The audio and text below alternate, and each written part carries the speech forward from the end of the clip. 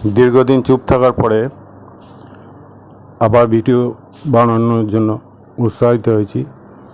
তো যদি ভিডিওটা একটু বড় হয়ে যায় তাহলে ধৈর্য ধরে শুনে নেবেন। আর ভিডিওর মূল বিষয় যেটা হবে সেটা হচ্ছে যে কোরআনটা কিসের জন্য?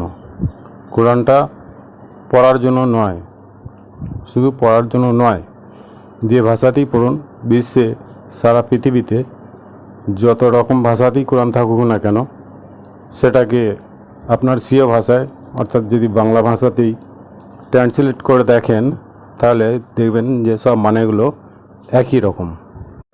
অ্যাকচুয়ালি ওগুলো ইহুদি নাসারা বানিয়েছে, যেগুলো যেখান থেকে হাদিস এসেছে, অর্থাৎ লাওয়াল হাদিস যেখান থেকে এসেছে, যেটা হাদিস নামে পরিচিত, ওটা অ্যাকচুয়ালি লাওয়াল হাদিস। প্রকৃত যেটা হাদিস সেটা হচ্ছে আহসানাল হাদিস, যেটা কোরআনের মধ্যে আছে। তো এই কোরআনের মধ্যে বহু ঘটনা আছে যেগুলো শুধু জ্ঞান সংগ্রহ করার জন্য। ঘটনাগুলো অ্যাকচুয়ালি আল্লাহ যে রচনা করেছেন শুধুমাত্র জ্ঞান সংগ্রহ করার জন্য, কিন্তু ঘটনার ছন্দে নয়। যেমন প্রথম ভাগ দ্বিতীয় ভাগ বইয়ে অনেক ঘটনা থাকে, সেই ঘটনাগুলো অ্যাকচুয়ালি ঘটনা নয়, ওগুলো জ্ঞান সংগ্রহ করার জন্য। কিন্তু প্রথম ভাগ দ্বিতীয় ভাগ বইয়ের মধ্যে লেখা নেই যে জ্ঞান সংগ্রহ করার জন্য। আর কোরআনের মধ্যে লেখা আছে যে জ্ঞান সংগ্রহ করার জন্য, আর এগুলো অদৃশ্যের ঘটনা। কিন্তু এই অদৃশ্যের ঘটনাগুলোকে দৃশ্যমান করেছে যারা, তারা কি করেছে যে প্রত্যেকটা ব্যক্তি যে নামগুলো আল্লাহ রচনা করেছেন, যেমন আদম থেকে শুরু করছি, আদমের স্ত্রী হাওয়া, এটা কোরআনে কোথাও লেখা নেই। যেমন জায়েদের স্ত্রী জয়নাব, এই জয়নাবটা কোরআনের মধ্যে কোথাও লেখা নেই। আর ইউসুফের স্ত্রী যেমন জুলেখা, এটাও কোথাও লেখা নেই। আর ফিরআউনের স্ত্রী আসিয়া, এটাও কোথাও লেখা নেই। ইব্রাহিমের স্ত্রী সায়রা, হাজেরা, এগুলো কোরআনের মধ্যে লেখা নেই। আরও বহু কিছু জিনিস অ্যাকচুয়ালি দেখতে গেলে পুরো সূরা ফাতিহা থেকে নাস পর্যন্ত যতগুলো ঘটনা লিখেছে এই লাওয়াল হাদিসের পণ্ডিতরা, ইহুদি নাসারারা, তো টোটাল ঘটনাগুলি সবগুলি মিথ্যা, একটাও সত্য নয়। তো তাদের সঙ্গী, তাদের স্ত্রীর নামে যদি না থাকে তাহলে ঘটনাগুলো হয় কীভাবে? যেমন জায়েদের নাম আছে, জায়েদ শব্দটা নাউন নয়, জায়েদ একটা ফসল, অন্য কিছু নয়। যেটাকে জুম বলা হয় বাংলায়, সেটা হচ্ছে ফসল। তো এরকম পাহাড়, আকাশ, সমুদ্র, বিভিন্ন দিক থেকে আল্লাহ বুঝিয়েছে, বৃষ্টি আকাশের, এগুলো দিয়ে বুঝিয়েছে, উটকে দিয়ে বুঝিয়েছে। ওগুলো ভাব সম্প্রসারণ করতে হবে।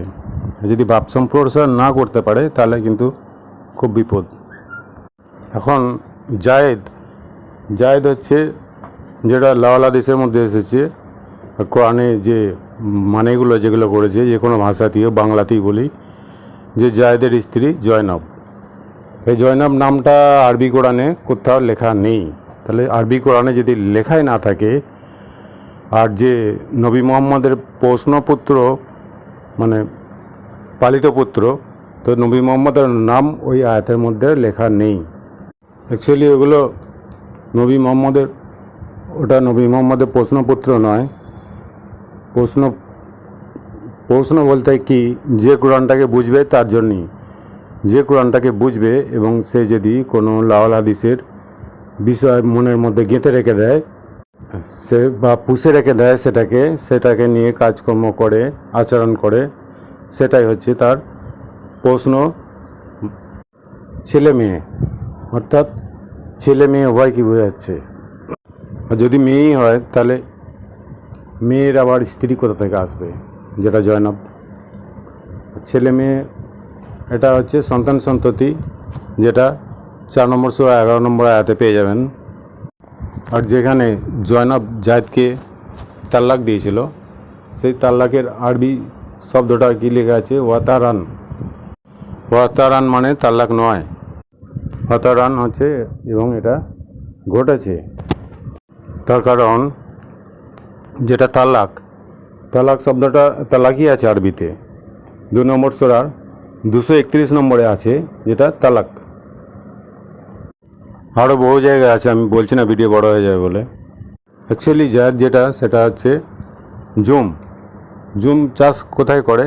যেখানে পর্বত এলাকার আশপাশে যারা বাস করে, গরিব লোক, বহু দূরে তাদের নগর আছে, সেখানে যাওয়ার তাদের যোগ্যতা নেই, তারা কী করে? সেখানে জুম চাষ করে। জুম চাষ করার পরে যে ফসল, তাদের খাদ্যদ্রব্য, বিভিন্ন রকমের ধান, চাল, গম, আলু, সর্ষে আর বিভিন্ন ধরনের সবজি চাষ যাতে করে করতে পারে, সেই জন্য জুম চাষ করে তারা। জুম চাষ করে কী হয়? সে মাটিটাকে ফসল তৈরি করার উপযোগী তৈরি করে নেওয়া হয়, অন্য কিছু নয়। তো ওটা হচ্ছে একটা ফসল। আর যদি কোরআনের গভীরে ঢোকা হয় তাহলে দেখা যাবে যে যাদের মধ্যে পার্থিব পাহাড় নিয়ে বসে আছে, যারা পার্থিব জ্ঞানের, যারা পর্বত নিয়ে বসে আছে, পাহাড় নিয়ে বসে আছে, তারাও এই কোরআন চর্চা জিকির করতে পারছে না, কাউকে বুঝতেও পারছে না, কাউকে বোঝাতেও পারছে না। বোঝানোটা বুঝলে কী হবে? বুঝলে আল্লাহ বলছে যদি যে উত্তম ঋণ প্রদান করবে তার জন্য তাকে আমি বর্ধিত গুণে দেবো। তাহলে একটা গম যদি চাষ করা হয়, একটা গম থেকে যদি 10টা কি 7টা শীষ তৈরি হয়, সে একটা শীষের মধ্যে, একটা গমের শীষের মধ্যে, ধানের শীষের মধ্যে 70 থেকে 80টা 100টা ধান বা গম হতে পারে। তাহলে একটা গাছের মধ্যে যদি 70-80টা হয়, তাহলে 7টা গাছে 7 7 490 500টা মতো গম বা ধান হবে একটা গম থেকে। তাহলে একটা গম চাষ করলেও 500টা গম হয়ে যাবে, আল্লাহ বর্ধিত গুণে দেবে। সেরকম আল্লাহর আয়াতটা, যে আয়াতগুলো শোনে যারা, বোঝে যারা, তারা যদি সেটাকে নিয়ে যদি চর্চা করে অন্য কাউকে পৌঁছে দেয়, সেখানে চাষ করলে পৌঁছে দেওয়া মানে চাষ করা হলো। তখন আল্লাহ বলছি যে আমি এই যে পৌঁছে দেওয়ার পরে সে কী হয়? সেখানে আল্লাহকে উত্তম ঋণ প্রদান করে, সেই জাহান্নাম থেকে মুক্তি করে। যে ব্যক্তিকে পৌঁছে দেয় সেই ব্যক্তি জাহান্নাম থেকে মুক্তি পেয়ে যায়। আর মুক্তি পেয়ে যাওয়ার জন্য দরুন যে আয়াতটা তাকে মানে তার ব্রেনের মধ্যে ঢুকিয়ে দিয়ে, প্রবেশ করিয়ে দিয়ে তাকে মুক্তি দিল, তার পরিবর্তে যে দিল দাতা, যে আয়াত দাতা, তাকে আল্লাহ বহু গুণে দেবে। যেমন একটা আয়াতের পরিবর্তে 500টা আয়াত ঢুকে দেবে মাথায়। এটা বোঝার বিষয়, অন্য কিছু নয়। এটা অ্যাকচুয়ালি জায়েদের যেটা ব্যাখ্যা, কিন্তু এই ব্যাখ্যা সারা বিশ্বে কোথাও খুঁজে পাবেন না। অ্যাকচুয়ালি কোরআনটা কেমন? যেমন গণিত বই, একটা অঙ্কের বই যেটাকে বলা হয়। একটা অঙ্কের বই যে কোনো ক্লাসেরই হোক না কেন, 1 থেকে 10 পর্যন্ত যে কোনো ক্লাসেরই হোক না কেন, সে একটা 5-6-এর ছেলে যদি অঙ্কর বইটা 1 বছর ছেড়ে যদি তাকে যদি 10 বছর ধরে পড়ে মুখস্থ করিয়ে দেওয়া হয়, তারপরে যদি সে পরীক্ষায় বসে, সে কী পাবে? গোল্লা পাবে। তার কারণ অঙ্ক বইটা পড়ে মুখস্থ করার জন্য নয়, অঙ্ক বইটা বোঝার জন্য। এবার বুঝতে গেলে তার টিচারের কাছে যেতে হবে। সে যোগ, বিয়োগ, গুণ, ভাগ যাই করুক না কেন, নির্ণয় যোগফল, নির্ণয় গুণফল, নির্ণয় ভাগফল, সেটা একটা নির্ণয় করে সঠিকভাবে ফলাফল নির্ণয় করে দেবে, তবেই সেটা পুরোপুরি সমাধান হবে। তা না হলে গণিত বইটা বা অঙ্ক বইটা যদি 10 বছর ধরে যদি মুখস্থ করে সে যদি পরীক্ষা দেয়, সে তো অলরেডি গোল্লাই পেয়ে যাবে, মানে 0 পাবে, কোনো নাম্বারই পাবে না। ঠিক এইভাবে কোরআনটাকে যে ভাষাতেই পড়ুক না কেন, পড়ার পরে যখন ঈশ্বরের কাছে যাবে, তখন সে কী হবে? তখন ঈশ্বর তার জন্য দরজা খুলবে না জান্নাতের। সেই জন্য স্বয়ং ঈশ্বর বলছে যে সূরা আরাফ 7 নম্বর সূরায় 179 নম্বর আয়াতে, যে নিশ্চয়ই বহু জিন ও মানুষ জাহান্নামে যাবে, কারণ ওদের অন্তর আছে কিন্তু তা দিয়ে তারা বোঝার চেষ্টা করে না, চোখ আছে কিন্তু দেখার চেষ্টাও করে না, কান আছে কিন্তু শোনার চেষ্টাও করে না। ওরা পশুর মতো, বরং সত্যপথ সম্পর্কে পশুর চেয়েও অসচেতন। তার মানে সত্যপথ সম্পর্কে কোনো চেতনাই নেই। ওরা হচ্ছে সত্যিকারের ঢিলেমি, গাফেল যেটাকে বলা হচ্ছে ঢিলেমি। 9 নম্বর সূরা তাবার 97 নম্বর আয়াতে বলছে বেদুইন মুনাফিকরা মুনাফিকি ও সত্য অস্বীকারের ব্যাপারে অনেক বেশি একগুঁয়ারে গোয়ার তুমি ফোনা। আল্লাহ তার রসুলের মাধ্যমে যে বিধিবিধান নাজিল করেছেন তা বোঝার ব্যাপারে ওদের আগ্রহ অনেক কম। নিশ্চয় আল্লাহ সর্বজ্ঞ। তাহলে আল্লাহ যে বিধিবিধান নাজিল করেছে সেটা বোঝার ব্যাপারে তাদের আগ্রহটা অনেকটাই কম, অনেকটাই মানে পুরোটাই কম। 73 নম্বর সূরা মুজাম্মিলের 4 নম্বর আয়াতে কি বলছে যে আর স্পষ্টভাবে ধীরে ধীরে কোরআন আবৃত্তি করতে বলছে। স্পষ্টভাবে ধীরে ধীরে, তাড়াহুড়ো করে নয়। কি লেখা আছে? তারতিলান লেখা আছে, তারতিলান, তার মানে ধীরে ধীরে বুঝে বুঝে স্পষ্টভাবে কোরআন আবৃত্তি করতে, তাড়াহুড়ো করে নয়। 11 নম্বর সূরা আনফালে আল্লাহ কি বলছে যে আকাশ থেকে জ্ঞান বর্ষণ করেন বৃষ্টির মতো।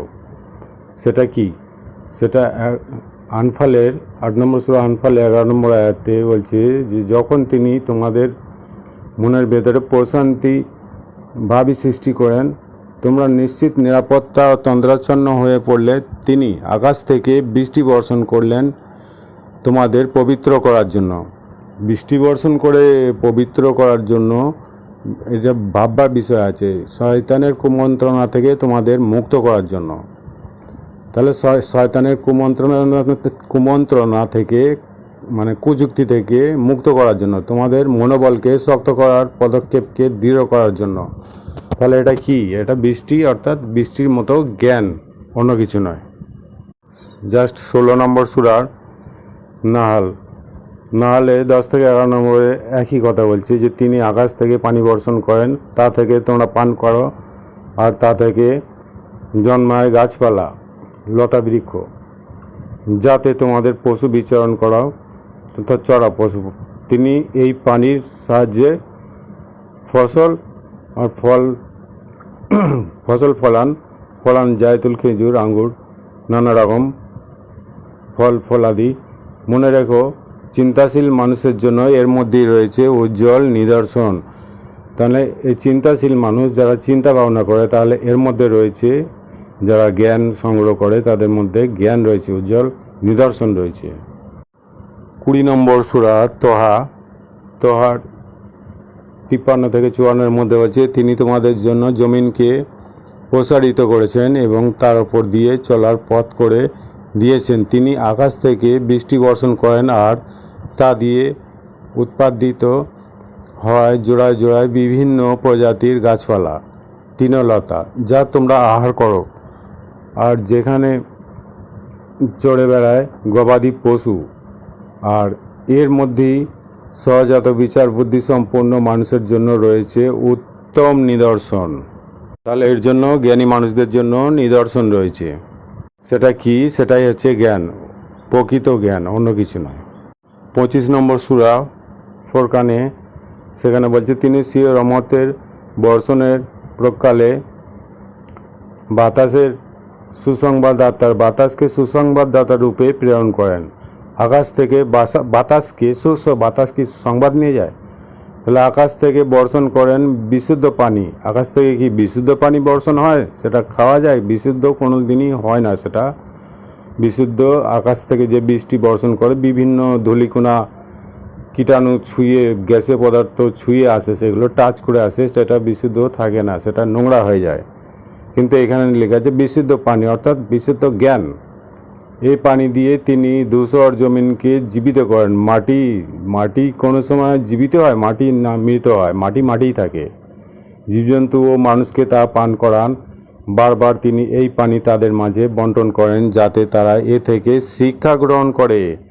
তাহলে এখান থেকে শিক্ষা গ্রহণ করে, জ্ঞান থেকে জ্ঞান বর্ষণ করেন, সেই জ্ঞান থেকে কিন্তু তা অধিকাংশ কেবল অকৃতজ্ঞতা প্রকাশ করে।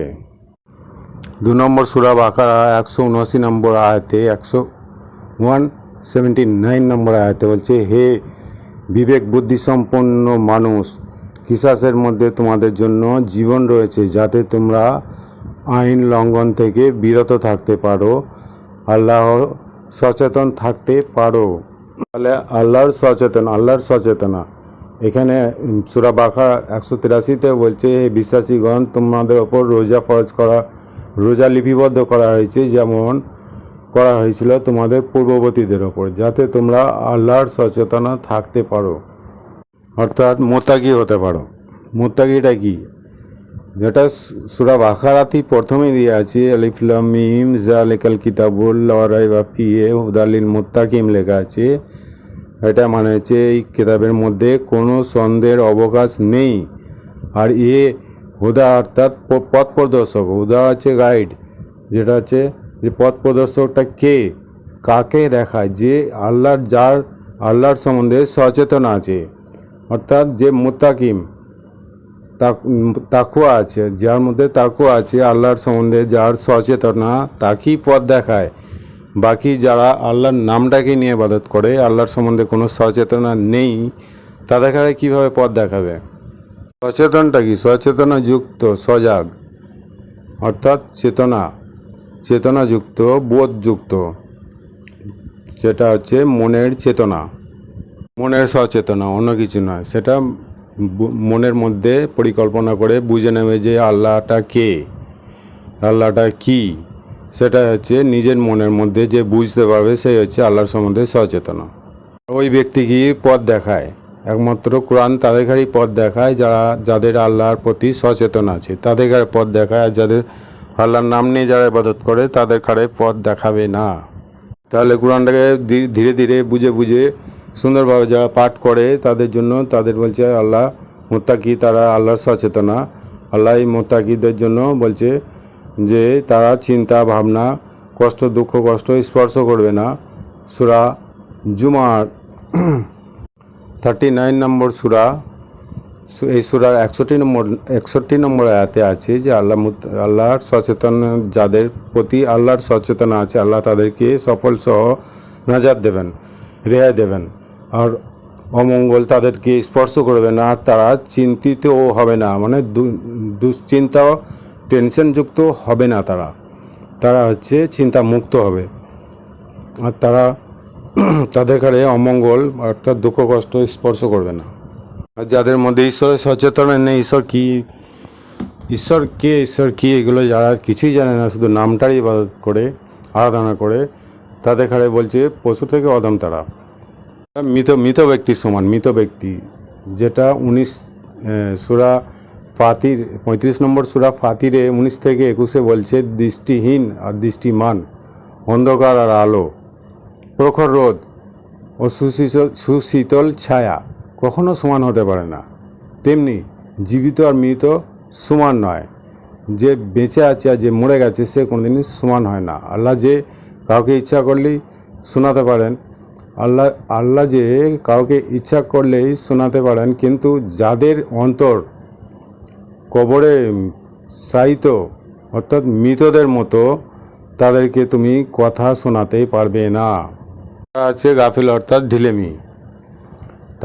তাদের জন্য তারা আছে সূরা 16 নম্বর সূরা নাহলে কি লিখছে 108 থেকে 9 মধ্যে, যারা গাফিল ঢিলেমি, তাদের অন্তর, কান, চোখে আল্লাহ মোহর মেরে দিয়েছেন, ওরা অবশ্যই পরকালে ক্ষতিগ্রস্ত হবে। 30 নম্বর সূরা রুমের 59 নম্বর আয়াতে বলছে, যারা সত্য জানতে বা বুঝতে চায় না, আল্লাহ এভাবেই তাদের অন্তরে মোহর এঁটে দেন, অর্থাৎ লক করে দেন, চাবিতালা দিয়ে লক করে দেন তাদের অন্তরে, আর কোনোদিনই ঢুকবে না। তাহলে পুণ্যবানদের জন্য যে কর্মের যে ফল, পুণ্যের ফল, যেটা জান্নাত বলা হয়, স্বর্গ বলা হয়, সেটা তো আকাশে নয়। আকাশে কী করে হতে পারে? আকাশে তো মাটি থাকে না। 20 নম্বর সূরা তাহার 55 অর্থাৎ 55 নম্বর আয়াতে বলছে যে আমি মাটি থেকে তোমাদের সৃষ্টি করেছি, আবার মাটিতেই মিশিয়ে দেওয়ার ব্যবস্থা করছি, আবার এই মাটি থেকেই তোমাদের পুনর্জীবিত করব। তাহলে কী বললো যে মাটি থেকেই, এই পৃথিবীর মাটি থেকেই সৃষ্টি করেছি, আবার পৃথিবীর মাটির সঙ্গে মিশিয়ে দেওয়ার ব্যবস্থা করা হচ্ছে, আল্লাহ করছে সেটা, আবার এই মাটি থেকেই তোমাদের পুনর্জীবিত করবে।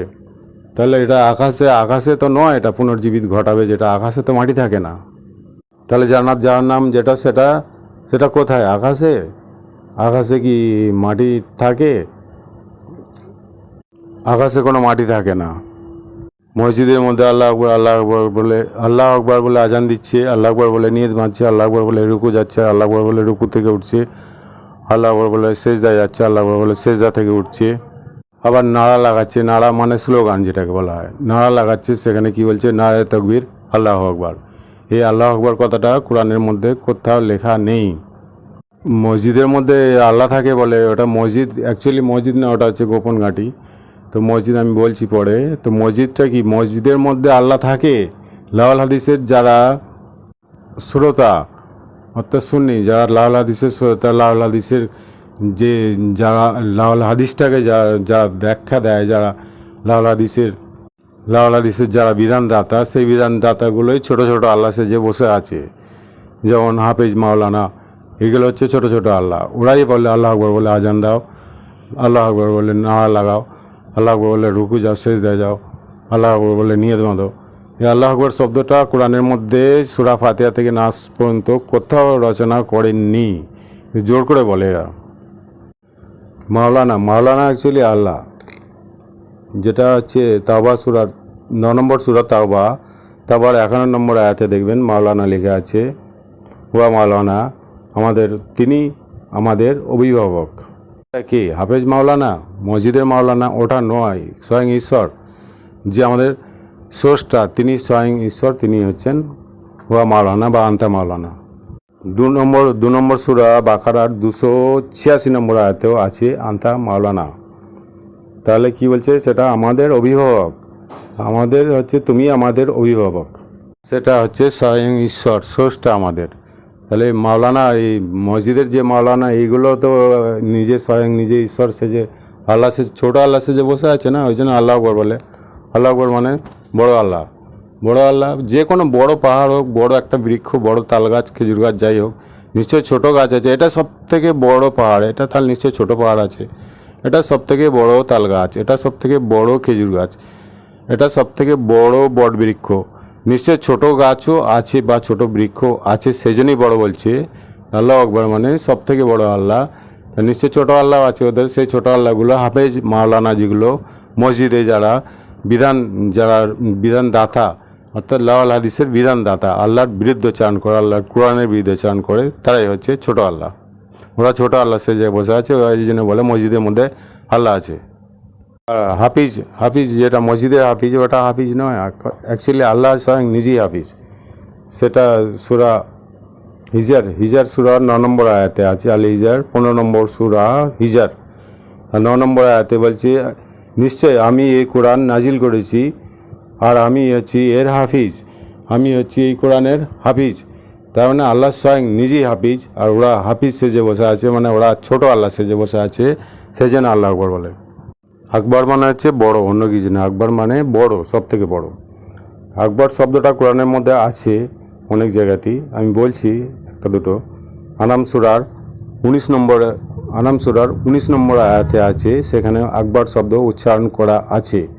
সেখানে বলছে সাক্ষ্য হিসেবে সবচেয়ে বড় কি, সে বড় সাক্ষ্য হিসেবে সবচেয়ে বড় কি, তাহলে এখানে আকবর শব্দ উচ্চারণ করা আছে। 6 নম্বর সূরা আনামের 78 নম্বর আয়াতেও আকবর লেখা আছে। যখন সূর্য উজ্জ্বল রূপে উদ্দীমান হতে দেখলো, মানে সূর্যটা উজ্জ্বলভাবে যখন উদয় হতে দেখলো, সে কি বলল? এটাই মনে হচ্ছে আমার রব, এই সব থেকে বড়, সূর্যটাই হচ্ছে সব থেকে বড় নক্ষত্র, সেইটাই সেখানে আকবর শব্দ লেখা আছে। 9 নম্বর সূরার 72 নম্বর আয়াতেও আছে আকবর। 9-এর 72-এ কী বলছে? তো তওবার 72-এ সেখানে বলছে লাস্টের দিকে, যার আল্লাহর পক্ষ থেকে সন্তুষ্টি হচ্ছে সব থেকে বড়। সন্তুষ্টি হচ্ছে আল্লাহর পক্ষ থেকে, যেটা হচ্ছে সন্তুষ্টি, সেটাই হচ্ছে সব থেকে বড়। কিন্তু আল্লাহ আকবর তো এখানে লেখা নেই, সন্তুষ্টি বড় বলা আছে, এখানে আকবর শব্দ উচ্চারণ করা আছে। সূরা আল কালাম অর্থাৎ 68 নম্বর সূরার 33 নম্বর আয়াতেও সেখানেও আকবর শব্দ উচ্চারণ করা আছে। কিভাবে আছে? এইভাবেই হয় আজাব, আর পরকালের আজাব অবশ্যই আরও বড়। তাহলে পরকালের আজাবটা হচ্ছে আরও বড়, এখানে বড় লেখা আছে, এখানে আকবর শব্দ উচ্চারণ করা আছে সূরা আল কালাম 68 নম্বর সূরার 33 নম্বর আয়াতে। তাহলে আকবর শব্দটা এখানেও লেখা আছে। আকবর মানে হচ্ছে বড়। আর এখানে আল্লাহু আকবর এই শব্দটা কোরআনে কোথাও নেই, আপনারা রিসার্চ করে দেখতে পারেন। তাহলে কোরআনটাকে কীভাবে পড়তে হবে? ধীরে ধীরে পড়তে হবে, বুঝে বুঝে পড়তে হবে, তার তিলের সঙ্গে পড়তে হবে, তার তিলান সুন্দরভাবে বুঝে বুঝে পাঠ করতে হবে, পড়তে হবে। আর না বুঝলে বই না বুঝলে ফালতু হয়ে যাবে, অঙ্কটা পড়াই বেকার। বুঝে পড়তে হবে অঙ্কটাকে, অঙ্কটা কষে তার ফলাফল নির্ণয় করে বুঝে, ওটাই ওরকমই কোরআনটা, অন্যরকম নয়। এখানে 20 নম্বর সূরা, যেটা নাম হচ্ছে তোহার 114 নম্বর আয়াতে বলছে যে তোমার প্রতি ওহী সম্পূর্ণ হওয়ার পূর্বে তুমি কোরআন পাঠে তাড়াহুড়ো করো না। তাহলে তাড়াহুড়ো করতে নিষেধ করছে। সম্পূর্ণ না বোঝার জন্য যদি সে তাড়াহুড়ো করে, সেটা নিষেধ করছে যে সম্পূর্ণ আগে বুঝে নিতে হবে, তারপরে বাকি সামনের দিকে এগোবে। যদি না বুঝতে পারো, এগোতে নিষেধ করা হয়েছে। ওরা লাওয়ালাদিসের লোকেরা কি করছে, ওরা দেখা যাচ্ছে যে সারা রাতে মধ্যে কোরআনটাকে খতম করে ফেলে, 3 জন 4 জন 5 জন 6 জন মিলে খতম করে ফেলে। খতম হয় না কোরআনটা খতম ওরা কেন, রোজার মাসে অনেক মহিলা পুরুষেরাও খতম করে, 1 খতম 2 খতম করে ফেলে অনেক সময়। আর সবিনা খতম যেটাকে বলে, সেই সবিনা খতমেতেও কোরআন খতম করে ফেলে। এভাবে খতম হয় না।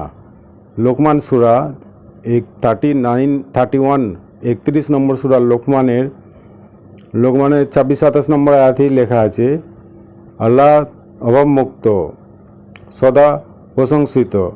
পৃথিবীর সমস্ত গাছ যদি কলম হয় আর সমস্ত সমুদ্রের পানি যদি কালি হয়, তবুও আল্লাহর মহিমা লিখে শেষ করা যাবে না। তাহলে এখানে লিখে যদি না শেষ করা যায়, আর পৃথিবীর যত সমুদ্রের পানি আর যত গাছ আছে, বৃক্ষ আছে, যদি কলম করা হয়, যদি লিখে শেষ না হয়, তাহলে এটা দিন রাতের মধ্যে কিভাবে খতম হয়ে যায়, বা 1 মাসের মধ্যে 2বার 4বার কীভাবে খতম হয়ে যায়? আল্লাহর বিরুদ্ধাচরণ ছাড়া অন্য কিছু না। আল্লাহ যেটা কোরআনে লিখেছে যে খতম হয় না বলেছে, তবুও আল্লাহর মহিমা লিখে শেষ করা যাবে না, ওরা মুখে বলে শেষ করে দিচ্ছে। সেখানে কি হচ্ছে, আল্লাহর কালাম শেষ হবে না। 31-27 বলছে যে আল্লাহর কালাম, আল্লাহর কথা।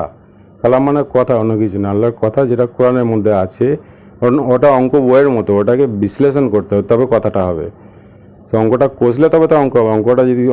ছকটা কি অঙ্ক হয় না, ছকটাকে কষতে হয় তবে অঙ্ক হয়। সেরকম কালামটাকে বিশ্লেষণ করতে হবে, ভাব সম্প্রসারণ করতে হবে, তবে হবে। ভাব সম্প্রসারণ না করে যদি বিশ্লেষণ করে তাহলে ভুল হবে। এটা কী হবে, ওই উট ছুঁচে ছিদ্র দিয়ে না করলে জাহান্নামীরা রেহাই পাবে না।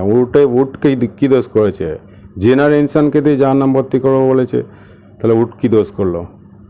ওই জন্য বলছি যে লাওয়ালাদিসের পণ্ডিত, যারা হাফেজ মাওলানা মসজিদের, ওরা যে বিধানটা দেয়, ওটা অ্যাকচুয়ালি আল্লাহর বিধান নয়। ওরা বললে আল্লাহর কাছ থেকে, আল্লাহর তরফ থেকে আসছে না, এটা কখনোই আল্লাহ বলছে না, এটা ওরা মিথ্যা কথা বলছে, আমার নামে বদনাম দিচ্ছে।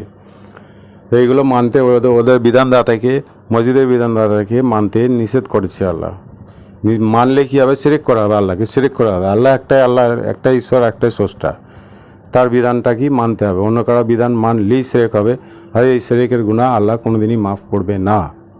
সূরা বাকারার 165 নম্বর আয়াতে বলছে, তা সত্ত্বেও কিছু মানুষ আল্লাহ ছাড়া কাল্পনিক কিছু অস্তিত্ব বা শক্তিকে তার শরিক ও সমকক্ষ মনে করে, আর এই কাল্পনিক অস্তিত্বগুলোকেও আল্লাহর মতোই ভালোবাসে। অবশ্যই যারা সত্যিকারের বিশ্বাসী, আল্লাহর প্রতি তাদের ভালোবাসা অত্যন্ত সুদৃঢ়। কাল্পনিক অস্তিত্বগুলোকে, যেগুলোকে তারা বলে যে আমাদের সুপারিশকারী, এই গোড়ঘাটের কী বলে ওটা, টাকলোর নিচে যদি লুঙ্গি বা পাজামা প্যান্ট থাকে, তাহলে সে সুপারিশ করবে না। এগুলো কাল্পনিক অস্তিত্ব ছাড়া অন্য কিছু নয়। বিভিন্ন সুন্নত আছে, যে সুন্নত যেগুলো যদি না মানা হয়, সুন্নতটা কার? সুন্নতুল্লাহ আল্লাহর সুন্নতুন নবী, সুন্নতুর রাসূল, এরকম কথা কোরআনে কোথাও লেখা নেই। সব জায়গায় সুন্নতুল্লাহ লেখা আছে। আল্লাহকে ছেড়ে দিয়ে যদি অন্য কোনো মানুষের কাল্পনিক অস্তিত্বগুলোকে সুন্নতুন নবী, সুন্নতুর রাসূল যদি সে মেনে চলে, আল্লাহ এই শিরকের গুনাহ মাফ করবে না। মসজিদ কি? মসজিদ হচ্ছে সাজদা থেকে এসছে, সাজদা, সাজদা বিনয়ী, বিনয়ী, নম্রতার সঙ্গে, বিনয়ের সঙ্গে মাথা, মানে মাথার বুদ্ধিটাকে নত করে, অন্য কিছু নয়, পার্থিব বুদ্ধিটাকে ঝুঁকিয়ে নিয়ে কোরআনটাকে একনিষ্ঠভাবে শোনা, সেটাই হচ্ছে সাজদা। সাজদা থেকে মসজিদ এসছে, মসজিদ হচ্ছে সাজদা স্থান। কাল্পনিক অস্তিত্ব যেগুলোকে মানে, এগুলো হাফেজ মাওলানাকে মানে, যেগুলো মসজিদের হাফেজ মাওলানা। এবং অ্যাকচুয়ালি স্রষ্টা যে আমাদের প্রভু, তাকে হাফেজ মাওলানা ভাবে না, তাকে কেউই হাফেজ মাওলানা জানেও না। মসজিদের মধ্যে যারা থাকে হাফেজ মাওলানা, ওইগুলো কি মানে, ওদের বিধানগুলো কি মানে, ওগুলো কি শিরক করা, শিরকের গুনাহ। শরিক যারা করে, শিরক করে আল্লাহকে, আল্লাহর জায়গায় অন্য কাউকে বসায় বিধানদাতা হিসেবে, তাদের কাছে আল্লাহ কখনোই ছাড়বে না। 4 নম্বর সূরা নিসায় 48 নম্বর আয়াতে বলছে, আল্লাহ তার সাথে শরিক করার মতো অপরাধ ক্ষমা করবে না। আল্লাহর সাথে শরিক করার মতো যেটা অপরাধ, অত বড় অপরাধ আল্লাহ কখনই ক্ষমা করবেন না। এছাড়া অন্যান্য অপরাধের জন্য যাকে ইচ্ছা ক্ষমা করবেন।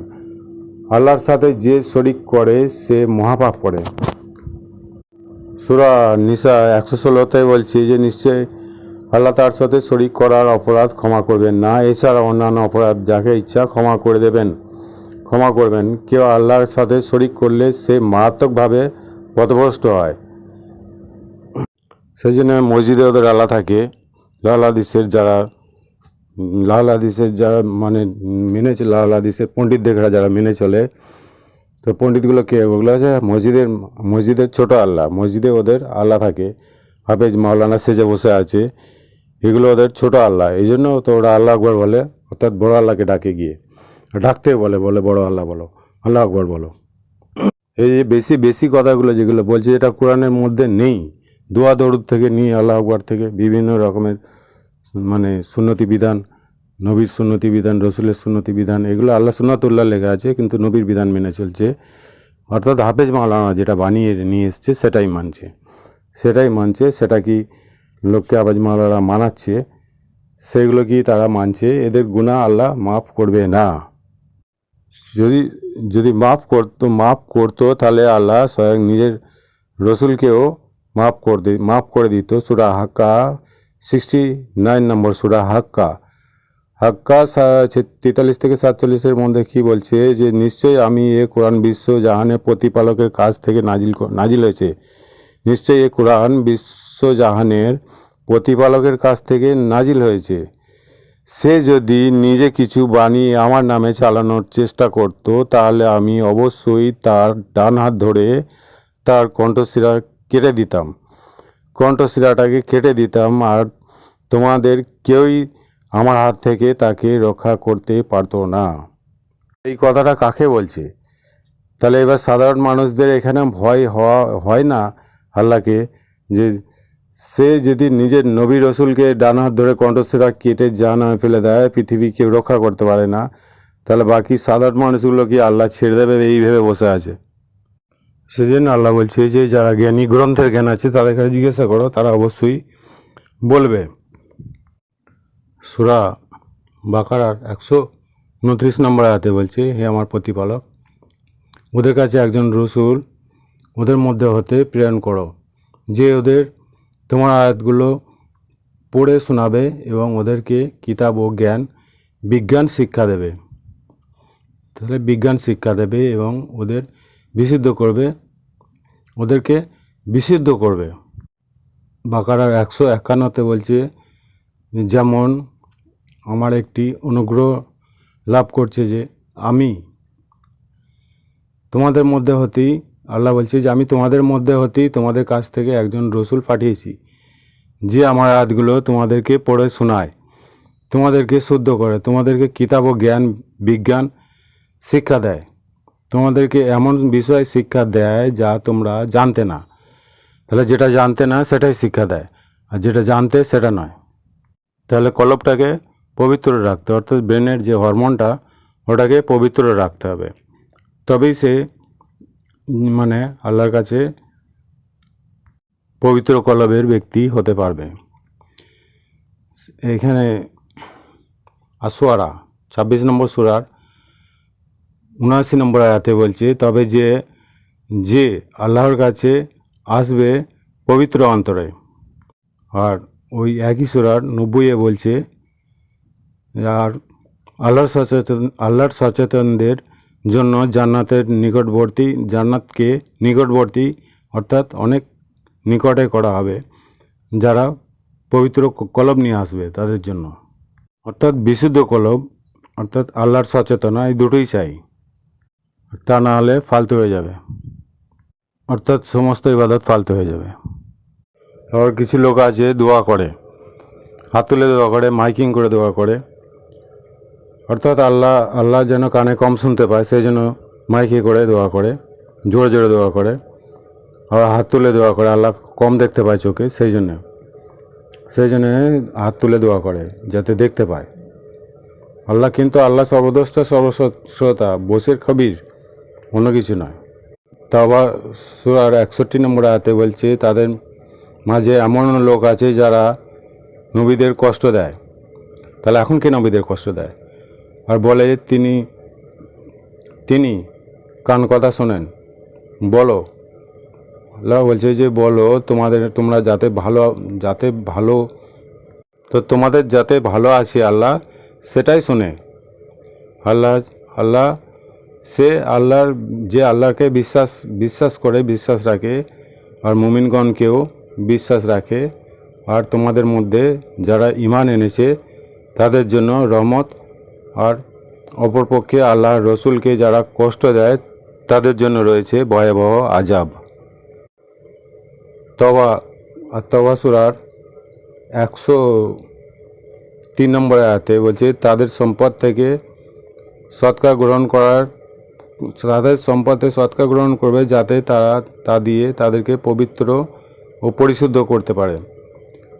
তুমি তাদের জন্য দোয়া করবে, বস্তুত আল্লাহর দোয়া তাদের জন্য, তোমার দোয়া আল্লাহর কাছে তাদের জন্য শাস্তিদায়ক, মানে কঠিন শাস্তি। আর আল্লাহ সব কিছু শোনেন, সব কিছু জানেন। জাসিয়ার 8 নম্বর আয়াতে বলছে, যে আল্লাহর আয়াত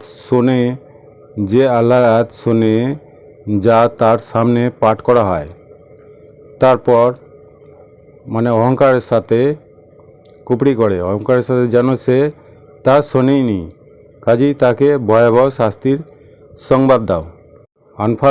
আনফালের 21 বলছে যে তোমরা তাদের মতো হয়ে না যারা বলেছিল আমরা শুনলাম, প্রকৃতপক্ষে অ্যাকচুয়ালি তারা শোনেইনি। সেটা কোথায়? সূরা আনফালে 21 বলছে যে তারা শোনেইনি। মায়দা 83 বলছে, যখনই জ্ঞানীরা রসুলের ওপর অবতীর্ণ বাণী মনোযোগ দিয়ে শোনে, তখন তাদের অশ্রুগলিত চোখটা দেখলেই বোঝা যাবে যে তারা একজন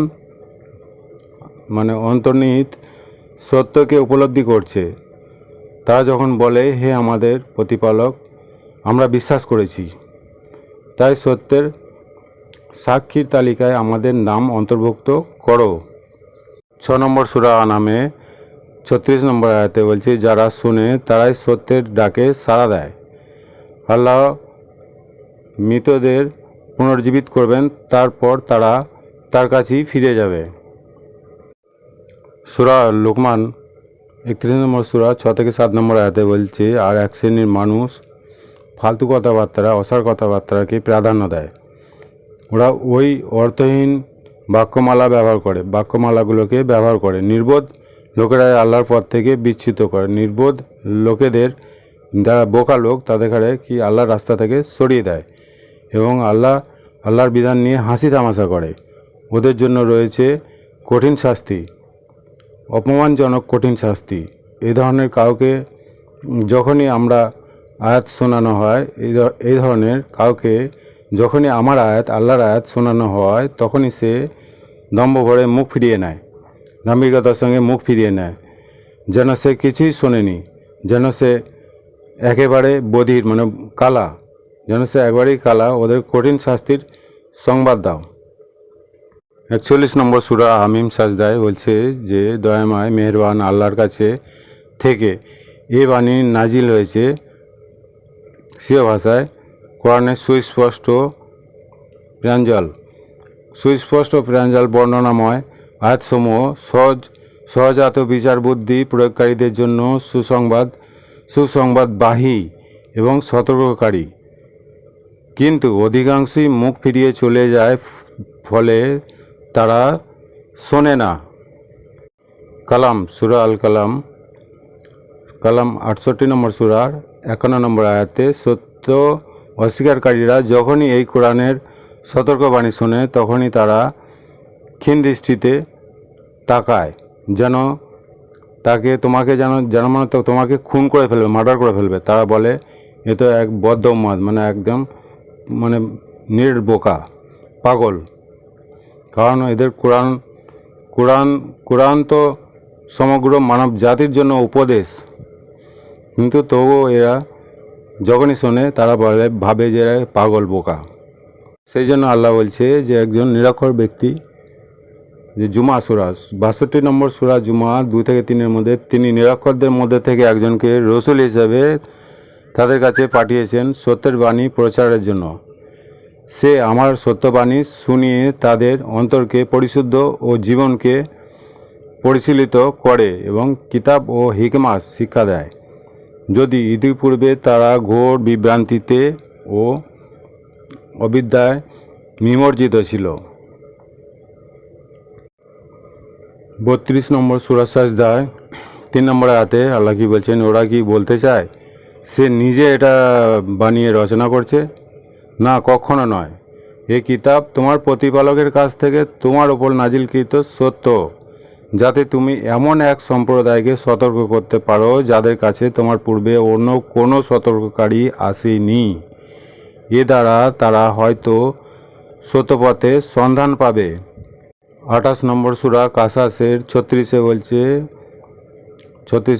এ তো জাদু ভেলকি আর কথার ভোজবালি ছাড়া অন্য কিছু নয়।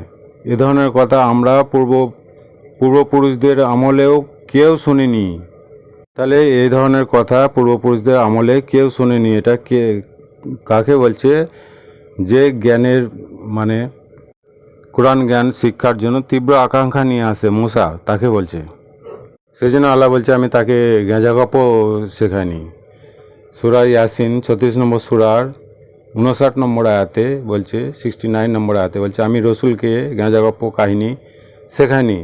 এছাড়াও কাব্য রচনা করা, উপদেশবাণী প্রকাশের মানানসই নয়। গেঁজা গপ্প রচনা করা, এইগুলো প্রকাশ করা, এইগুলো মানানসই নয়। এটি সহজ বোধগম্য কোরআন, এটা সহজে বোধগম্য হবে সেটা কোরআন, এবং সুস্পষ্টভাবে সত্যের দিকটাকে নির্দেশ করে। জীবিত প্রত্যেকেই জীবিত প্রত্যেককে সতর্ক করে দেওয়ার জন্য এই বাণী নাজিল করা হয়েছে। তবে এ বাণী অকাট্য দলিল হবে সত্য অস্বীকারীদের বিরুদ্ধে। তাহলে সত্য যারা অস্বীকার করে, যারা কোরআন সত্যকে অস্বীকার করে, তাদের বিরুদ্ধে অকাট্য দলিল। সূরা বাকারা 151 নম্বরে বলছে এই জন্যে আমি তোমাদের মধ্যে থেকে একজনকে রসুল মনোনীত করে তোমাদের কাছে পাঠিয়েছি, যে আমার সত্য বাণী তোমাদেরকে শোনায়, তোমাদের জীবনকে পরিশুদ্ধ করে, কিতাব ও হিকমা শিক্ষা দেয়, আর তোমাদের সেই সত্যসমূহ জানায় যা তোমরা জানতে না। 152তে বলছে অতএব তোমরা আমাকেই স্মরণ করো, আমিও তোমাদের স্মরণ করব। ফাজকুরুনি আযকুরকুম, তোমরা আমাকে স্মরণ করো, আমিও তোমাদেরকে স্মরণ করব। তোমরা শুকরগুজার হও, অকৃতজ্ঞ হয়ে না। তাহলে মসজিদের মধ্যে অনেক ছোট বড় আল্লাহ থাকে, হাফেজ মাওলানা সেই জন্য বলে মসজিদের মধ্যে আল্লাহ আছে মসজিদের মধ্যে। ওই জন্য আল্লাহ আকবর বলে ওরা চিল্লায়, আল্লাহ আকবর বলে চিল্লাতে বলে, আল্লাহ আকবর বলে নিয়ত বাঁধতে বলে, রুকু করো, সেজদা করো, ওঠো বসো, ওঠক বেটক, সবের মধ্যে আল্লাহ আকবর বলে, বড় আল্লাহকে ডাকে। যেহেতু ছোট আল্লাহ রয়েছে না মসজিদের মধ্যে, সেই জন্যে মসজিদের মধ্যে আল্লাহ থাকে, অনেক আল্লাহ থাকে। ওই জন্য আল্লাহ কি বলছে, তওবা সূরার 107 থেকে 8 নম্বরের মধ্যে 107 থেকে 8-এর মধ্যে বলছে, সত্য প্রত্যাখ্যানের আর বিশৃঙ্খলা বিশ্বাসীদের মধ্যে বিভেদ সৃষ্টির উদ্দেশ্যে মুনাফেকদের একটি অংশ, একটি দল পৃথক মসজিদ নির্মাণ করেছে। ইতিপূর্বে যারা আল্লাহ ও তার রসুলের বিরুদ্ধে যুদ্ধ করেছিল তারা তাদের গোপন ঘাঁটি হিসেবে মসজিদকে ব্যবহার করতে চায়। ওদের কাছে গেলে ওরা শপথ করে বলবে যে আমরা নেক নিয়েতে এই মসজিদ নির্মাণ করেছি। আর আল্লাহ এখন নিজে সাক্ষ্য দিচ্ছেন যে ওরা মিথ্যাবাদী। আল্লাহ বলছেন যে ওরা মিথ্যাবাদী। 108 কি বলছে তওবার, অতএব তুমি যে কোরআনটাকে বুঝছে তাকে বলছে তুমি, ওখানে কারো নাম লেখা নেই, অতএব তুমি কখনো নামাজের জন্য সেখানে দাঁড়াবে না। আল্লাহর সচেতনার ভিত্তিতে যে মসজিদ প্রতিষ্ঠিত হয়েছে নামাজের জন্য সেখানে উপযুক্ত, তুমি শুধু সেখানেই নামাজের জন্য দাঁড়াবে। সেখানে তুমি পরিশুদ্ধ পিয়াসী মানুষদের পাবে। আর আল্লাহ পরিশুদ্ধ পিয়াসী মানুষকে ভালোবাসেন।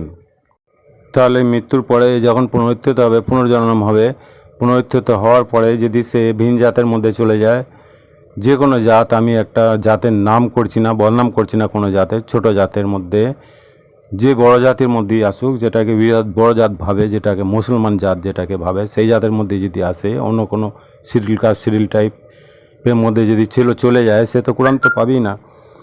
কিন্তু কোরআনওয়ালাদের কাছে যদি আসে সেটা মুসলিম জাত। তো মুসলিম জাতেদের মধ্যে যদি আসে, মাদ্রাসা মসজিদে যদি যায়, সেখানে কি যে কোরআনটা আমি বোঝাচ্ছি বা বোঝানোর চেষ্টা করছি সেগুলো পাবে?